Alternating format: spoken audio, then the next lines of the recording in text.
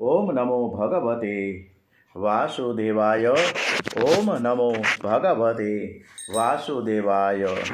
ઓમ શ્રી દ્વારિકાધીશ કી જય. શ્રી કૃષ્ણ કનૈયાલાલ કી જય. ઓમ શ્રી માકે બિહારી મહારાજ કી જય. ઓમ શ્રી રણછોડરાયજી મહારાજ કી જય.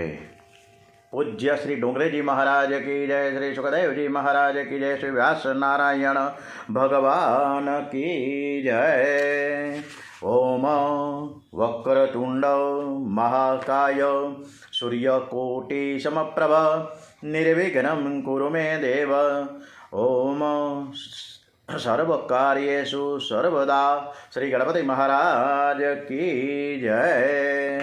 ઓમ સૌનું કરો કલ્યાણ હે દયાળુ પ્રભુ, સૌનું કરો કલ્યાણ. નર નારી પશુ પક્ષીની સાથે જીવજંતુનું તમામ જગતના વાસીઓ સૌ સુખ ભોગવે આનંદે આઠે જામ. દુનિયામાં દર્દ દુકાળ પડે નહીં, લડે નહીં કોઈ ગામ. ઓમ સર્વ જગે સુખાકારી વધે, વળી વધે ધન ધાન્ય. કોઈ કોઈનું બુરું ન ઈચ્છે, સૌનું ઈચ્છે સૌ સમાન. પોતપોતાના ધર્મ પ્રમાણે સર્વ ભજે ભગવાન. સૌનું કરો કલ્યાણ હે દયાળુ પ્રભુ, સૌનું કરો કલ્યાણ. આજે 19મી તારીખ રવિવાર છે, પોષ વદ પાંચમ છે. ગઈકાલે પણ પાંચમ, આજે પણ પાંચમ છે. આજની શ્રી કૃષ્ણ કથા આપણે શ્રી કૃષ્ણ પરમાત્માને સરસ રીતે સંભળાવીએ એવા ભાવ સાથે. ઓમ શ્રી કૃષ્ણાય નમો નમઃ. ઓમ શ્રી કૃષ્ણ શરણમ મમ. હવે આપણે ઉષા અને અનિરુદ્ધ, શ્રી કૃષ્ણ ભગવાનના પૌત્ર એટલે અનિરુદ્ધ, અને ઉષા એટલે બાણાસુરની દીકરી ઉષા, જે ઓખાબાઈથી પણ આપણે એને પરિચિત છીએ. એ કથા તરફ આગળ વધીએ છીએ અને એની જે કથા છે એ લગ્નની કથા આપણે શરૂ કરીએ છીએ. રૂકમણીજીને ત્યાં પ્રદ્યુમનલાલનું પ્રાગટ્ય થયું છે. પ્રદ્યુમનલાલજીના પુત્ર અનિરુદ્ધ થયા અને અનિરુદ્ધના લગ્ન બાણાસુરની કન્યા ઉષા સાથે થયા છે. અને ત્યારે એકદમ ભયંકરમાં યુદ્ધ થયું છે. કોઈ મચક આપતું નહોતું, એટલું બધું યુદ્ધ લાંબુ ચાલ્યું. અને આ બાબતે પરમાત્માએ ગૃહસ્થને એક આદર્શ બતાવ્યો છે કે તમારા આંગણે કોઈ પણ સાધુ આવે, બ્રાહ્મણ આવે, ગરીબ માણસ આવે તો તેનું સન્માન કરજો. અને બીજો એ બોધ પણ આપવામાં આવ્યો કે બ્રહ્મચાર્ય ગૃહસ્થના સંસારમાં માથું ન મારવું. અને ત્યાર પછી અધ્યાય 70માં ભગવાનની દિનચર્યાની કથા કહી છે. પ્રભુ શ્રી કૃષ્ણ 16,000 રાણીઓના સ્વામી છે, પણ રોજ સવારે 4 વાગે ઉઠતા, સવારે બ્રાહ્મ મુહૂર્તમાં ઉઠીને ધ્યાન કરે. આપણે ચૈત્ર મહિનામાં ઓખા હરણ ખરેખર કહેવાય છે ઓખા હરણ. ખરેખર ઓખા હરણ નથી થયું, પણ અનિરુદ્ધનું હરણ થયું છે. અને એની જે બહેનપણી છે એનું નામ છે ચિત્રલેખા. એણે એક દિવસ એવું કીધું કે ભાઈ મને એક સપનું આવ્યું છે અને મને એક સરસ મજાનો એક રાજકુંવર સપનામાં દેખાવ, અને એ મનથી હું એને સાથે વળી ચૂકી છું. એટલે તમે એ રાજકુંવરને તું ગમે ત્યાંથી શોધી વળ. પછી રેખા ચિત્ર તૈયાર કરે, કારણ કે ચિત્રલેખામાં એવો બધો સરસ મજાનો હાથનો જાદુ હતો. એટલે એણે અનેક રાજા મહારાજાઓ, રાજકુંવરના બધાના ચિત્રો દોર્યા. અને એમાં પછી અનિરુદ્ધનું એક ચિત્ર તૈયાર થયું. ત્યારે આંગળી મૂકી ઓખાબાઈએ, ઉષાએ, કે આજ જે રાજકુંવર છે એ મારા સ્વપ્નમાં આવ્યો, તું એને ગમે ત્યાંથી શોધીને લાવ. હવે ચિત્રલેખા દ્વારિકામાં ગઈ. ચારે બાજુ સુદર્શન એકદમ સરસ રીતે ચોકી પહેરો કરતો હતો. ત્યારે નારદજીએ એને શાંતિથી બેસાડ્યા કે ભાઈ ધીરજ રાખીને થોડી વાર આપણે ગપ્પા મારીએ, પંચાયત કરીએ. તો થાકી ગયું હોય છે. એટલે નારદજીને સુદર્શન ચક્ર થોડી વાર વાતો વળી ગયા અને ચિત્રલેખા રાજમહેલમાં પ્રવેશી. અને ત્યાંથી શોધતા અનિરુદ્ધના મહેલમાં ગઈ અને ત્યાંથી ખાટલા સહિત, પલંગ સહિત ઉપાડીને સીધે જ બાણાસુરના રાજમહેલમાં લઈ આવી. ઘણા સમય સુધી ઉષા અને અનિરુદ્ધએ ત્યાં નિવાસ કર્યો છે. પાછળથી ખબર પડી બાણાસુરને કે આ તો કૃષ્ણનો પૌત્ર છે. એટલે પછી ઘણી બધી યુદ્ધના નગારા વાગ્યા અને પછી ધીમે ધીમે ધીમે ધીમે એ યુદ્ધને વિરામ આપ્યો, સમાધાન થયું અને પછી લગ્ન થયા. આ પ્રકારની વાર્તા આપણે ઓખાબાઈ અને ઉષા ઓખા હરણમાં ચૈત્ર મહિનામાં વાંચીએ છીએ. હવે જરાસંઘનો વધ કરવો કઈ રીતે? કારણ કે જરાસંઘ છે કોઈ હિસાબે મરાતો ન હતો. એટલે એને રાજસૂય યજ્ઞમાં જ્યારે ભગવાન પધાર્યા અને કે યોદ્ધાઓને દિગ્વિજય કરવા માટે જુદી જુદી દિશાઓ મોકલ્યા, એમાં અનેક રાજાઓનો વિનાશ થયો છે.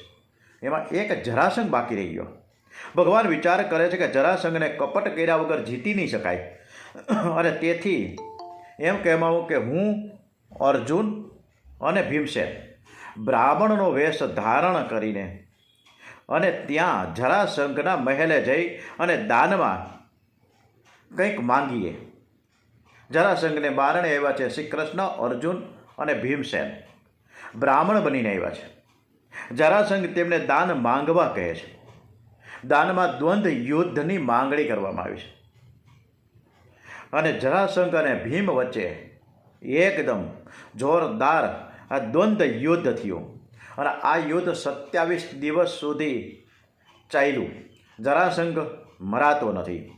ત્યારે શ્રી કૃષ્ણ ભગવાને કહ્યું કે તારે મારી સામે, તું જે મારી સામે જોયા વગર લડસ ને એટલે જરાસંઘ મરાતો નથી. તું જરાસંઘ જોડે લડે એમાં વાંધો નથી, પણ તારે મારી સામું પણ જોયા કરવું. એટલે હું તને એક યુક્તિ બતાવીશ, તું એ પ્રમાણે કરજે. અને તેથી જરાસંઘ મરશે. ભીમસેન જરાસંઘ સાથે લડતા લડતા શ્રી કૃષ્ણની સામે જુએ છે. તેમના કહ્યા મુજબ કરી ભીમ જરાસંઘનો અંત લાવે છે. જરાસંઘના 2 ફાટિયા કર્યા, કારણ કે શ્રી કૃષ્ણ ભગવાને દાંતળની ચીર કરી અને એ પ્રમાણે ભીમસેને પણ જરાસંઘને 2 ફાડિયા કર્યા. જરાસંઘનો અંત આવ્યો છે. આ રાજસૂય યજ્ઞમાં અનેક ઋષિઓ ભેગા થયા. યજ્ઞમાં પ્રથમ પૂજા કોની કરવી પ્રશ્ન આવ્યો છે. સૌ કહે પહેલી પૂજા શ્રી કૃષ્ણની થાય, પરંતુ શિશુપાલને આ ગમતું નથી. ઊભો થઈને શ્રી કૃષ્ણને ગાળો આપવા માંડી છે. શ્રી કૃષ્ણ શાંતિથી સાંભળે છે, પણ ઉદ્ધવજીથી સહન થતું નથી. ઉદ્ધવજી કહે શ્રી કૃષ્ણની હાર નથી, આ તો જીત કહેવાય. જે ક્રોધ ઉપર કાબુ મેળવે એની જ જીત થાય. શિશુપાલ ક્રોધને આધીન થયો છે, પણ શ્રી કૃષ્ણ ભગવાને ક્રોધને હરાવ્યો છે. તે પોતાની નિંદા સાંભળે છે, પણ તેને જરાય ક્રોધ નથી આવતો. આ શ્રી કૃષ્ણનો ક્રોધ વિજય છે. રાસલીલામાં કામ વિજય અને અહીં ક્રોધ વિજય. અને જો પરમાત્માને ક્રોધ આવે તો જગતમાં બાકી ન રહે. શ્રી કૃષ્ણ અતિ શાંત છે. સભામાં પૂજા થઈ.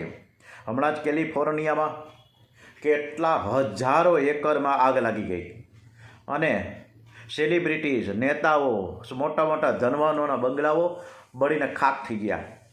ગવર્મેન્ટ પણ કાંઈ ન કરી શકી.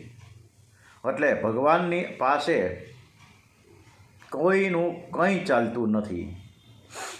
શિશુપાલે 100 ગાળો પૂરી કરી એટલે મર્યાદા પૂરી થઈ ગઈ અને શ્રી કૃષ્ણે શિશુપાલનું મસ્તક સુદર્શન ચક્રથી ઉડાવી દીધું. શિશુપાલનો ઉદ્ધાર થયો છે. દુર્યોધન બહુ અભિમાની. અભિમાન વધે ત્યારે ચાલ પણ બદલી જાય, પહેરવેશ પણ બદલી જાય, અક્કડમાં થઈને ચાલે. અને જ્યારે દુર્યોધન પગ લેપસો અને ત્યારે દ્રૌપદી એટલું જ બોલ્યા કે આંધળાના છોકરાઓ આંધળા જ હોય ને. અને આવી કર્કશ વાણીથી જ મહાભારતની શરૂઆત થઈ. કર્કશ વાણીમાંથી કલહ ઉત્પન્ન થાય છે. તમારે ઘરમાં ગમે તેવો પ્રસંગ આવે, પરંતુ કર્કશ શબ્દ નહીં વાપરવો. આ જીભ કોઈને મેણું મારવા માટે નથી કે કોઈની નિંદા કરવામાં નથી. આ જીભ તો મધુરી મધુરી ભાષા બોલવા માટે છે. સર્વમાં આપણું શરીર આપણે જોઈએ તો સર્વ ઠેકાણે હાડકાં છે, પરંતુ આ જીભ જ એવી છે કે જે 32 દાંત વચ્ચે રહેલી છે, છતાં પણ એનામાં એક પણ હાડકું નથી. હાડકું નથી, પણ કોકના હાડકાં ખોખરા કરી નાખે એવી એનામાં તાકાત છે. હવે સુખદેવજી મહારાજ કથામાં શ્રી કૃષ્ણના દર્શન કરતાં કરતાં સુખદેવજી મહારાજ પરીક્ષિત મહારાજને આગળની કથા કહેતા આપણને અદ્ભુત દિવ્ય ગાથા તરફ લઈ જઈ રહ્યા છે. અને હવે પોરબંદરના, સૌરાષ્ટ્રના પોરબંદરના એક ગરીબ બ્રાહ્મણનો દીકરો સુદામા, એની કથા ઉપર આગળ વધ્યા. સુદામા છે એ અતિ શાંત છે, જીતેન્દ્રિય છે, મહાજ્ઞાની છે, પરંતુ તેમની સ્થિતિ તદ્દન ગરીબ છે. સુદામા એવો નિશ્ચય કર્યો કે મારે જ્ઞાનનો ઉપયોગ પરમાત્માના ધ્યાનમાં કરવો છે. મારે પૈસા માટે નહીં, જ્ઞાનનું ફળ પૈસો નથી, બરાબર જાણતા હતા. અને એમના ગુરુદેવે પણ આ જ શિખામણ આપી હતી કે જ્ઞાનને વહેંચવું નહીં. સુદામાને 4 વેદ અને 6 શાસ્ત્રોનું પરિપૂર્ણ જ્ઞાન, અને જો તે બહાર ગામ ફરવા જાય, કથા કરવા જાય, કર્મકાંડ કરવા જાય તો પૈસાના ઢગલા થઈ જાય, પરંતુ એમના જ્ઞાનનો એ પૈસા માટે જરા પણ ઉપયોગ કરતા નહીં. અને આપણા જીવનમાં જ્યારથી પૈસો મુખ્ય થયો છે ત્યારથી પાપ વધ્યું છે અને જીવન બગડ્યું છે. સુદામાએ અયાચિત વ્રત લીધું છે.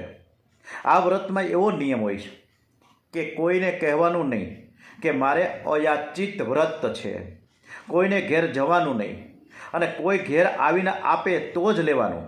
પણ આ વ્રતનો બીજો પણ નિયમ એવો કડકમાં કડક છે કે જે દિવસે જે કંઈ આવે એ સૂર્ય અસ્ત પહેલાં વાપરી નાખવું, આવતીકાલ માટે એક પણ દાણું ન રાખવું. આવા રીતના અયાચિત વ્રત સુદામાએ રાખ્યું છે, એટલે કાયમ ગરીબ જ રહ્યા.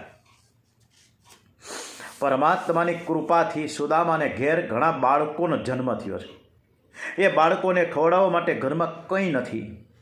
બાળકો માતાને બહુ ત્રાસ આપે છે કે મને ભૂખ લાગી છે, બા મને ભૂખ લાગી છે, કંઈક ખાવા આપ. બહુ ઠંડી પડે છે, કપડાં નથી, ખાવાનું નથી. સુદામાની નાનકડી ઝૂંપડીમાં આ બધા જ રહે છે. એક ખૂણામાં બેસીને ધ્યાન ધરે છે, અને ઘરમાં છોકરાઓ માને હેરાન કરે છે, પણ સુદામાનું મન શાંત છે. અનુકૂળ પરિસ્થિતિમાં તો બધા જ શાંત રહે એ સમજી શકાય, પરંતુ સુદામાને ઘેર ખાવાનું નથી, રહેવા માટે એક નાની સરખી ઝૂંપડી, અને એમાંય પાછો તડકો અને વરસાદ પણ આવે, છતાં મહારાજ શાંતિથી ઓમ નમો ભગવતે વાસુદેવાય, ઓમ નમો ભગવતે વાસુદેવાય, વાસુદેવાય હરે વાસુદેવાય, ઓમ નમો ભગવતે વાસુદેવાય. શ્રી રામ જય રામ, જય જય રામ, શ્રી રામ જય રામ, જય જય રામ. ઓમ નમો ભગવતે વાસુદેવાય, ઓમ નમો ભગવતે વાસુદેવાય. નમઃ શિવાય, ઓમ નમઃ શિવાય, હર હર ભોલે, નમઃ શિવાય. મંગલ ભવન અમંગલહારી, દ્રવૌસો દશરથ અજીર બિહારી. શ્રી રામ જય રામ, જય જય રામ, શ્રી રામ જય રામ, જય જય રામ. એકદમ પ્રભુ પરમાત્માનું ધ્યાન, કીર્તન, ભજન કરી રહ્યા છે. અને એ અરસામાં બાળકો એની બાને સુશીલા નામ છે, સુદામાના ધર્મપત્નીનું, માને પજવે છે. માનું હૃદય છે સુશીલા બહુ જ વ્યાકુળ થઈ છે. એ પોતાની જાતને ધિક્કારવા લાગી છે કે પ્રભુએ મને શા માટે મા બનાવી છે. પરમાત્માએ મને મા બનાવી, પણ બાળકોને કંઈ ખાવાનું તો આપતા નથી. મારા પતિ તો ઘરમાં બેસી આખો દિવસ ભક્તિ જ કર્યા કરે છે, કોઈના સામું જોતા પણ નથી. હું મારા પતિદેવને કેવી રીતે કહું કે તમે ભક્તિ છોડીને થોડુંક પૈસા માટે પ્રવૃત્તિ કરો? મારાથી પતિદેવને એવું કેમ કહેવાય? એણે વિચાર્યું કે હું મારા પતિદેવને યુક્તિથી સમજાવીશ. અને એક દિવસ સુશીલાએ પતિદેવને કહ્યું કે તમારી કથામાં મેં અવારનવાર એક સાંભળ્યું છે કે શ્રી કૃષ્ણના મિત્રો અતિશય પ્યારા લાગે છે. સુદામા કહે બરોબર છે, તારી વાત બિલકુલ સાચી છે. મારો કનૈયો મિત્રોની સાથે ખૂબ જ પ્રેમ કરે છે. એ મિત્રોની ખાતર તો માખણ ચોર બન્યો હતો. સુશીલાએ હાથ જોડીને કહ્યું કે નાથ, તમે પણ દ્વારિકાનાથના મિત્ર તો ખરા ને? તો સુદામા કહે હા, અમે એક જ ગુરુકુળમાં ભણતા હતા અને હું શ્રી કૃષ્ણનો મિત્ર છું અને પાક્કો દોસ્તાર. એટલે પત્નીએ વારંવાર એક વસ્તુ કીધી કે તો તમે તમારા દોસ્તારને ભાઈબંધને મળવા તો જાઓ. તો કે હું ન જઈ શકું, મારો નિયમ છે કે મારે કોઈના દ્વારે જવાનું નહીં, તો હું પ્રભુના દ્વારે કેવી રીતે જાઉં? પરંતુ સુશીલા પ્રેમથી પતિને સમજાવે છે કે તમારો નિયમ તો કોઈ માનવને આંગળે નહીં જવાનો છે, કે હાલો કોઈ માણસના ઘરે ન જાવું, કોઈના ઘરે ન જાવું, પણ શ્રી કૃષ્ણ પરમાત્મા છે, પ્રભુના દ્વારે તો જવું જ જોઈએ. હું પ્રભુના દ્વારે નહીં જાઉં એ તમારું અભિમાન છે, આવું ન કરાય અને મનમાં આવું અભિમાન રાખશો નહીં. સુદામાએ પત્નીની વાત સાચી લાગી છે. પત્નીને મારા ઘરમાં બહુ જ દુઃખ છે, છતાંય તે મને કોઈ દિવસ ત્રાસ આપતી નથી, કોઈ દિવસ ફરિયાદ કરતી નથી, કોઈ દિવસ નો કમ્પ્લેન. પ્રભુના દ્વારે દર્શન કરવા જવું જ જોઈએ. મારી પત્નીની વાત સાચી છે અને હું જો ન જાઉં તો મારામાં અભિમાન છે, મારા મનમાં અભિમાન મારે રાખવું નથી અને હું ચોક્કસ જઈશ. અને સુદામા જ્ઞાની તપસ્વી બ્રાહ્મણ, એ તો જ્યાં બેસે ત્યાં તેને દ્વારિકાનાથના દર્શન થાય, પરંતુ પત્નીના આગ્રહને વશ થઈને એવો દ્વારિકા જવા તૈયાર થયા છે. સુદામા પત્નીને કહે હું દ્વારિકા જાઉં, પણ ઘણા દિવસો પછી અમે મળીએ છીએ. મિત્રને મારે કંઈક ભેટ તો આપવી જોઈએ ને, એમને ખાલી હાથે મારે કેમ જવું? આપણા ઘરમાં તો કંઈ છે તો નહીં, શું લઈને જાઉં? સુશીલા કહે હું તમને કાંઈક ભેટ આપીશ. એ કોઈ દિવસ આડોશ પાડોશમાં પોતાના માટે મેં માંગવા નથી ગઈ, પણ આજે ભગવાનને માટે પાડોશમાં માંગવા ગઈ છે. પૌવા લઈ આવી. પૌવા બાંધવા માટે ઘરમાં એક ચીંથરા પણ ન મળે. માંડ માંડ બે ચાર ચીંથરા આડાવરા સોયધા અને પછી ભેગા કર્યા અને એ પૌવાની પોટલી ચીંથરામાં કરી અને સુદામાને આપી. સુશીલાએ પૌવાનો એક દાણો પણ બાળકોને માટે ન રાખ્યો. ભગવાનને માટે જે માંગી લાવી હતી એ જ સર્વસ્વ શ્રી કૃષ્ણને અર્પણ કરી દીધું. એ નાનકડી પોટલી સુશીલાએ પતિદેવને આપી અને કહ્યું કે આ ભેટ દ્વારિકાનાથને તમે અર્પણ કરજો. એ જાણતી હતી કે પોતાના પતિદેવ બહુ સરવાળ છે. સોનાની દ્વારિકા, રાણીઓનો વૈભવ અને રાણીઓનો શૃંગાર જોઈને મારા પતિદેવને આ ભેટ અર્પણ કરતા કદાચ સંકોચ થશે. એટલે સુશીલાએ કહ્યું કે આ ભેટ આપતા જો તમને સંકોચ થતો હોય ને, તો તમે દ્વારિકાધીશને એમ કહેજો કે તમારી ભાભી આ ભેટ તમને મોકલી છે. સુશીલા વિચાર કરે કે હું દ્વારિકાનાથની ભાભી છું, મારા પતિદેવને કાંઈ જોઈતું નથી, પણ ભગવાન મારા બાળકોને માટે થોડુંક આપે તો સારું. પ્રભુ આ પૌવા જોશે એટલે બધું જ સમજી જશે. એ અતિ ઉદાર છે. પોષ સુદ સપ્તમીને દિવસે, આજે પોષ વદ પાંચમ છે, હમણાં સાતમ ગઈ, પોષ સુદ સાતમને દિવસે સુદામા દ્વારિકાનાથને મળવા જઈ રહ્યા છે. બહુ ઠંડીને લીધે તેનું શરીર થરથર કાંપે છે. ભૂખને લીધે શરીર દુર્બળ થયું. દ્વારિકાનાથનું સ્મરણ કરતા કરતા ચાલે છે. ઓમ શ્રી કૃષ્ણ શરણમ મમ, શ્રી કૃષ્ણ શરણમ મમ, શ્રી કૃષ્ણ શરણમ મમ, શ્રી કૃષ્ણ શરણમ મમ, શ્રી કૃષ્ણ શરણમ મમ, શ્રી કૃષ્ણ શરણમ મમ. ઘણું ચાલ્યા, કારણ કે દ્વારિકાથી પોરબંદર જવું હોય તો કેટલા કિલોમીટર થાય. ઘણા ચાલ્યા, સુદામા થાકી ગયા. સુદામા વિચાર કરે કે ઘણા વર્ષો થયા અમે ગુરુકુળમાં સાથે રહેતા હતા, પણ હવે કનિયો તો મોટો રાજા થઈ ગયો છે, એ મને ઓળખશે ખરો? ત્યાં ગયા પછી મારો અપમાન તો નહીં કરે ને? ના ને, એવું નથી. મારો કનિયો તો બહુ પ્રેમાળ છે, મને કેવો પ્રેમ કરતો હતો. શું મને દ્વારિકાનાથના દર્શન થશે? હું દ્વારિકા પહોંચીશ કે નહીં? આ બધું જ વિચારતા વિચારતા સુદામા રસ્તામાં ભૂખને લીધે ચક્કર ખાઈને હેઠા પડ્યા અને મૂર્છા આવી ગઈ. આ બાજુ દ્વારિકાનાથને ખબર પડી કે મારો સુદામા મને મળવા આવે છે. એટલે ભગવાને ગરુડને આજ્ઞા કરી કે સુદામાની નિંદ્રામાં ભંગ ન થાય, એ રીતે સુદામદેવને ઉઠાવીને તું દ્વારિકામાં લઈ આવો. ગરુડજીએ સુદામાને ત્યાંથી ઉઠાવ્યા અને દ્વારિકાની પાસે એક ઝાડની નીચે શાંતિથી સુવડાવી દીધા છે. થોડા સમય બાદ સુદામા જાગ્યા. થોડું ચાલ્યા એટલે સોનાની દ્વારિકા દેખાઈ. સુદામા લોકોને પૂછે છે કે આ ગામનું નામ શું છે? લોકો જવાબ આપે છે કે દ્વારિકા. સુદામાને આશ્ચર્ય થયું. લોકો તો એમ કહેતા હતા કે દ્વારિકા પોરબંદરથી ઘણું બધું દૂર, ત્યાં જતાં જતાં તો 15-20 દિવસ થાય. જ્યારે હું તો સવારે નીકળેલો, અત્યારે તો દ્વારિકામાં પહોંચી ગયો. આ તો હાવ નજીક જ કહેવાય. સુદામાને ખબર નથી કે એમને તો ગરુડજી ઉઠાવી નહીં લાવ્યા છે. પરમાત્મા માટે 20 ડગલા જો ચાલવામાં આવે ને તો ભગવાન તમારા માટે 20 ગાવ ચાલશે.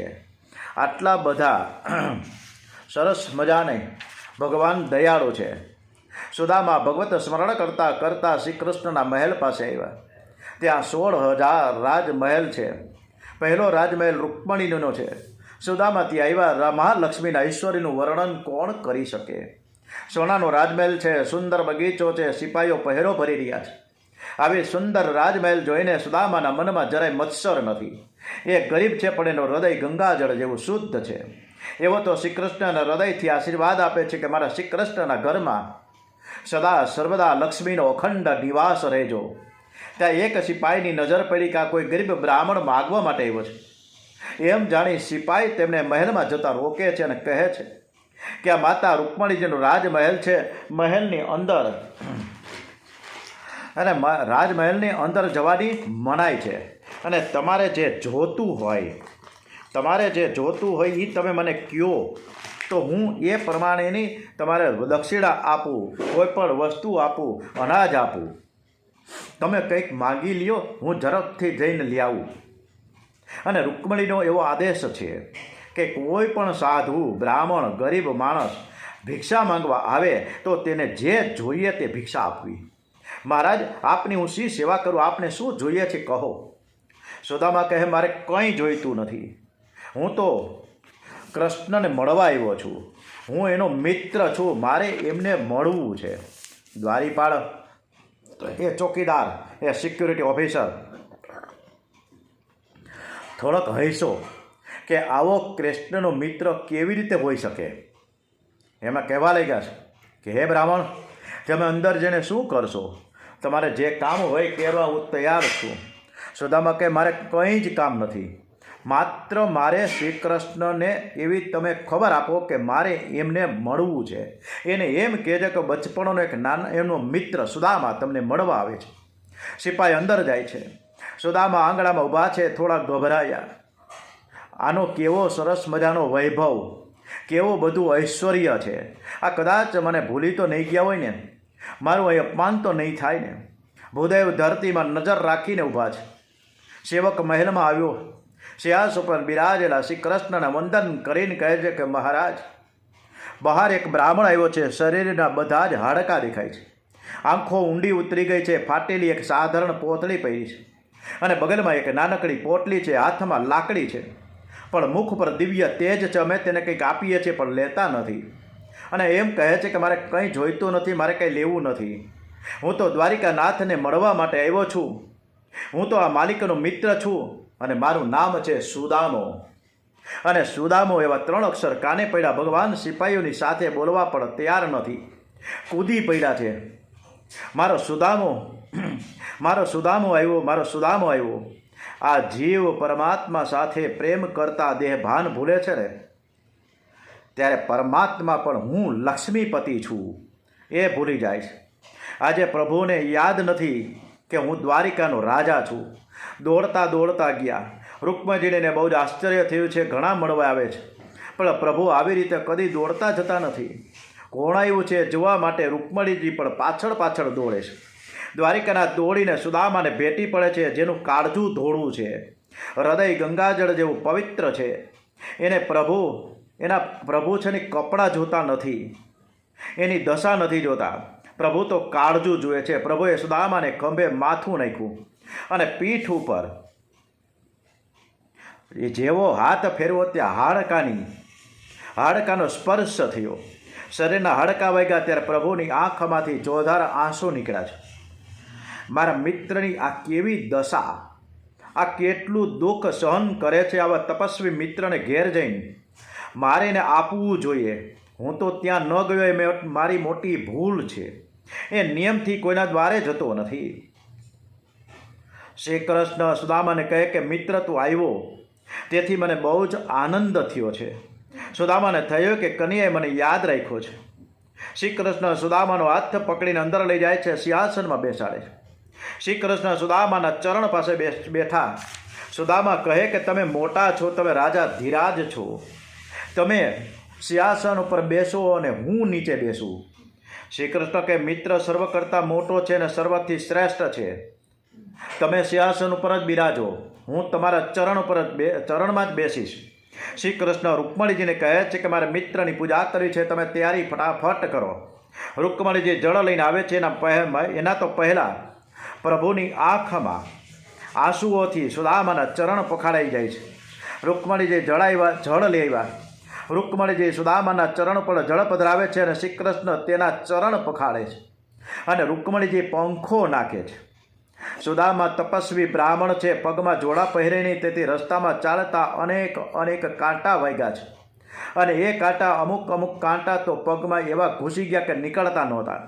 ભગવાન સુદામાના પગના કાંટાઓ કાઢે છે અને એક કાંટો એટલો બધો ઊંડો પેસી ગયો હતો કે કાંટો સુદામાના પગમાં ખૂંચે છે, પણ શ્રી કૃષ્ણના હૃદયમાં ખૂંચે છે.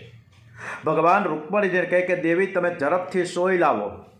સોય લાવતા વિલંબ થયો. પ્રભુ પ્રેમમાં એવા તો પાગલ થયા છે કે સુદામાના ચરણ હાથમાં લઈને એમના દાંત વડે કાંટો કાઢવા લાગે છે. સુદામા કહે કે અરે મિત્રા તું શું કરસ? આ રાણીઓ જોશે તો તમને તો કાંઈ નહીં, ફક્ત રાણીઓને ક્ષોભ થશે. શ્રી કૃષ્ણ કહે છે કે મિત્ર હું તો તારો સેવક છું, તારો કનૈયો સંપત્તિમાં શાન ભાન નથી ભૂલ્યો. આજે શ્રી કૃષ્ણ ભૂલી ગયા છે કે હું દ્વારિકાનો રાજા છું, હું ઈશ્વર છું, હું પરમાત્મા છું, ભૂલી ગયા.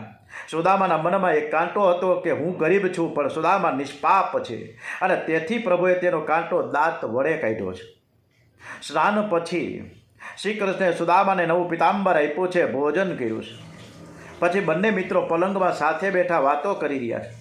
શ્રી કૃષ્ણ કે મિત્ર તને બહુ કષ્ટ પડ્યું હશે, પણ પછી સુદામાનો હાથ પોતાના હાથમાં લીધો અને કહ્યું કે આપણે ગુરુકુળમાં હતા એ વખતે જે આનંદ મળતો હતો તે આનંદ અત્યારે ક્યાં છે?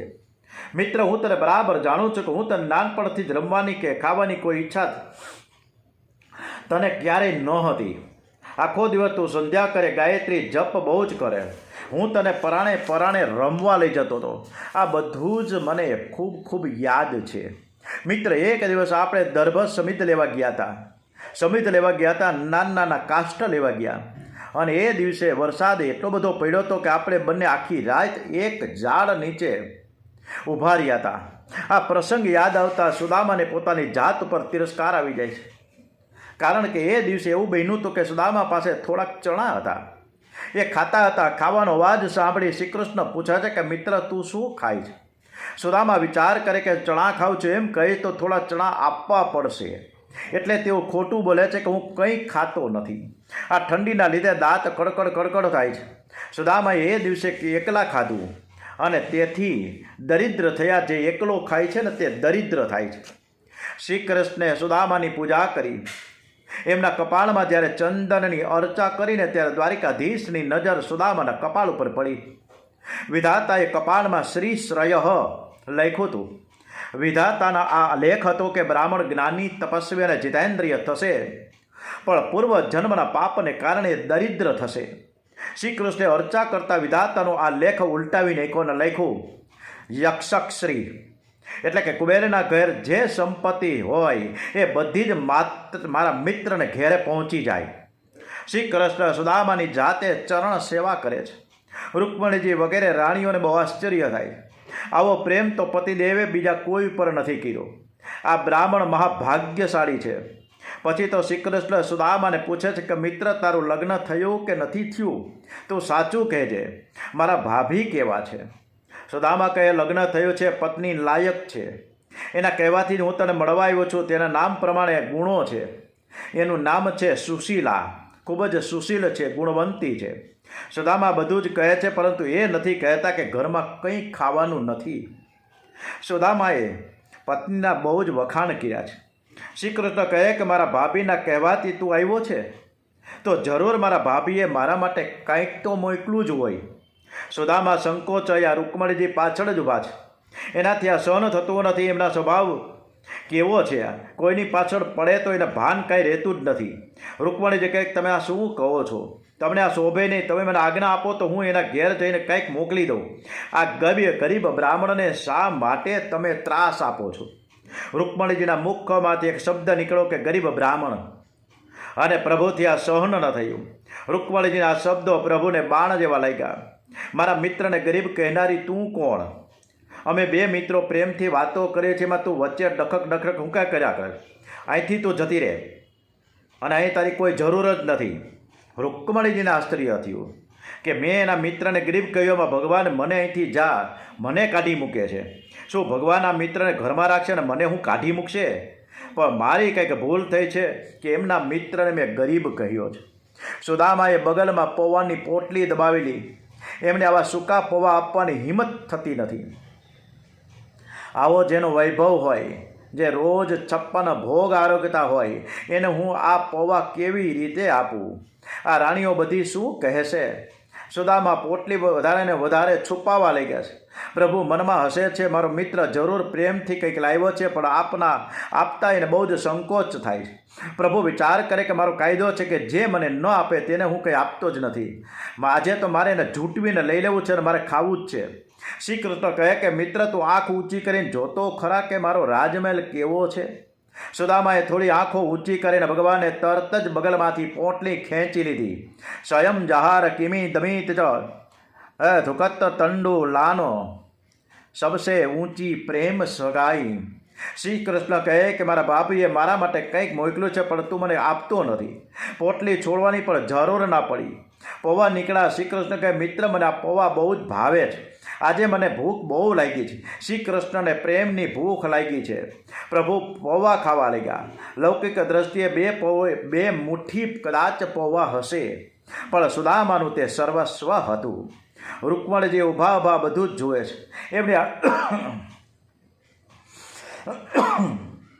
એમને આ ઠીક નથી લાગતું. હમણાં તો 56 ભોગ આરોગીને બેઠા છે, અને પાછા એના મિત્ર સુદામાને એમ કહે કે મને બહુ ભૂખ લાગી છે. રૂકમણીજી, હું તમે ભૂખ્યા છો? ભગવાન કહે, તને ખરું કહું તો જ્યારથી મારી મા યશોદાને છોડીને હું આવ્યો છું ને, ત્યારથી હું ભૂખ્યો જ છું. મારી યશોદા મને આ રીતે પૌવા ખાવા આપતી.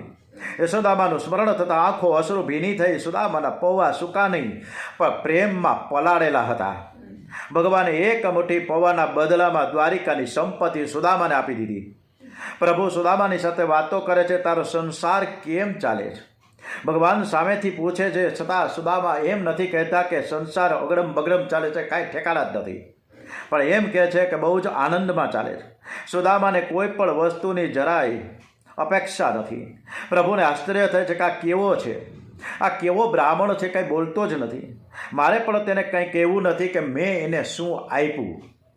આખી રાત બંને મિત્રો વચ્ચે પુષ્કળ વાતો થઈ. પ્રાતઃકાળમાં સુદામાએ સ્નાન કર્યું, વિચાર કર્યો કે મળવા આવેલો એટલે એક દિવસ મારા હકનો. હવે મારે ઘેર જવું જોઈએ. બહુ આગ્રહ કરશે તો કદાચ 2-4 દિવસ રોકાઈ જઈશ. શ્રી કૃષ્ણ બહુ પ્રેમથી રાખે છે એટલે આગ્રહ તો કરશે જ. તેથી વેગ ખાતર કહે છે કે આજે મારે જવું છે.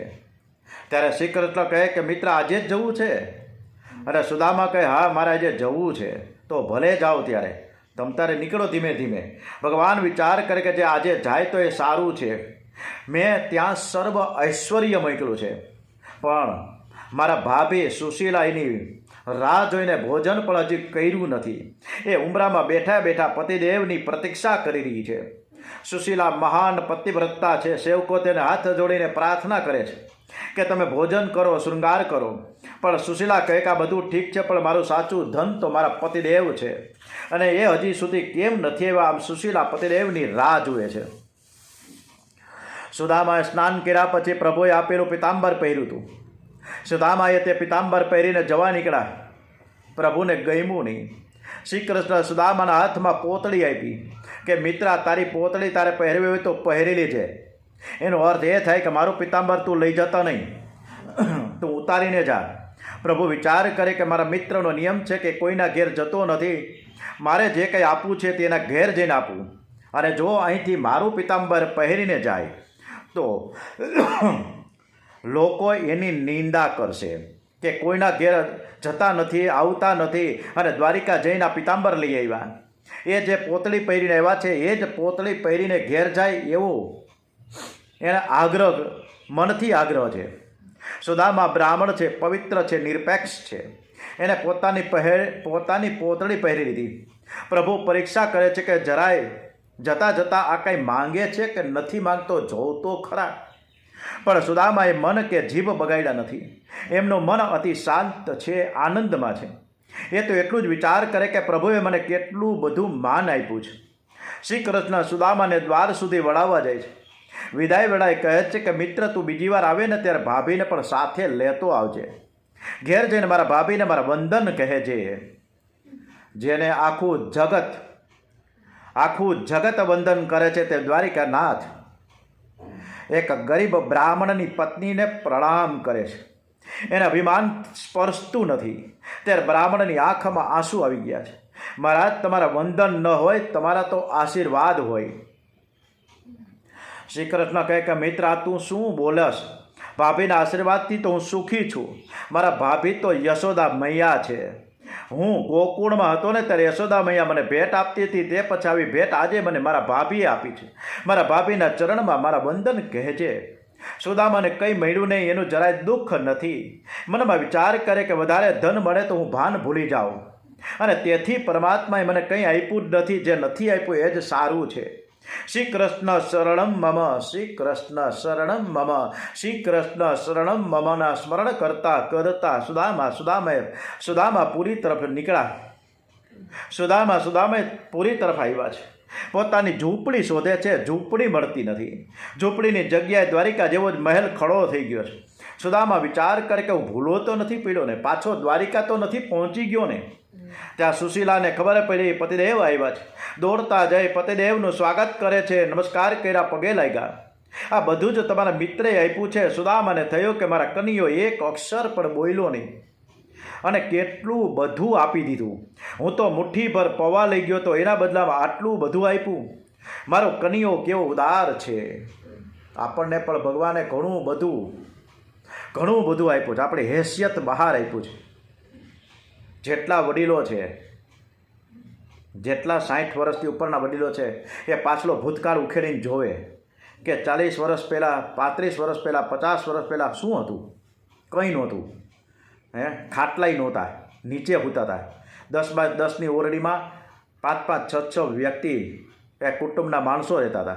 સાયકલના ફાફા હતા, કાંઈ હતું નહીં. નાનકડી એક આજીવિકામાંથી આપણું ગાડું એ રીતના ચાલતું. પણ આજે સાયકલ તો આપણે 4 વ્હીલમાં આવી ગયા, ઓડી કારમાં આવી ગયા. આપણે હેસિયત વગર ભગવાને ઘણું બધું આપી દીધું છે, છતાં પણ આપણને ભગવાનની કોઈ કદર નથી, અને આપણે ભગવાનને ક્યારે થેન્ક યુ પણ કહેતા નથી. તો આપણે આભાર વ્યક્ત કરીએ. ઓમ શ્રી દ્વારિકાધીશ કી જય. શ્રી કૃષ્ણ શરણમ મમ, શ્રી કૃષ્ણ શરણમ મમ. સુદામા અતિ ગરીબ હતા, ત્યારે ભક્તિ કરતા હતા, પરંતુ અતિ સુખમાં પણ તેણે ભક્તિ ન છોડી. ઉલટાની ભક્તિ વધારે ને વધારે કરવા લાગ્યા છે. સંસારનું બધું જ સુખ કાચું છે, સાચું સુખ તો એક પરમાત્મા જ છે. સુદામા શ્રી કૃષ્ણ સાથે મૈત્રી કરી દ્વારિકા નાથ થઈ ગયા. જગતમાં એવો કોઈ જીવ થયો નથી કે પોતાની 16 આની ભાગ તમને આપે. કોઈ ન આપે. બહુ પ્રેમ હોય, લાગણી હોય તો આપણી પાસે 5 લાખ રૂપિયા હોય તો કદાચ 5,000 રૂપિયા આપે, 1,000 2,000 આપે, 10,000 આપે, પણ એકી સાથે એમને 5 લાખ તો કોઈ ન આપી દે ને. એટલે પરમાત્મા જીવને આપે છે તો પોતાનું સર્વસ્વ સુદામાને આપ્યું. એને આપવામાં સહેજ પણ સંકોચ નથી કર્યો. એટલે જ ખુશામત કરવી હોય ને, વખાણ જ કરવા હોય, પ્રશંસા જ કરવી હોય તો આ સંસારની કે જગતની ન કરવી, પરંતુ ભગવાનની કરવી. જગતની ખુશામત કરવાથી કંઈ મળવાનું નથી. જીવ ઈશ્વર આ સાથે મૈત્રી કે પ્રેમ કરે તો ઈશ્વર જીવને ઈશ્વર બનાવે છે. સુદામા અતિ સંપત્તિમાં પણ ભાન ભૂલ્યા નથી. તે અતિ સાવધાન થઈને ભક્તિ કરે છે. ભગવાનનું નામ સંકીર્તન કરતા કરતા સુદામા ભગવાનના ચરણોમાં લીન થઈ ગયા. બોલીએ સુદામ દેવ કી જય, દ્વારિકાધીશ કી જય, કૃષ્ણ કનૈયાલાલ કી જય, શ્રી ભાગવત ભગવાનજી મહારાજ કી જય. ઓમ શ્રી ડોંગરેજી મહારાજ કી જય, શ્રી સુખદેવજી મહારાજ કી જય. આવતીકાલે ફરીથી કથામાં જોડાશું. ત્યાં સુધી વિરામ. બધાને જય શ્રી કૃષ્ણ.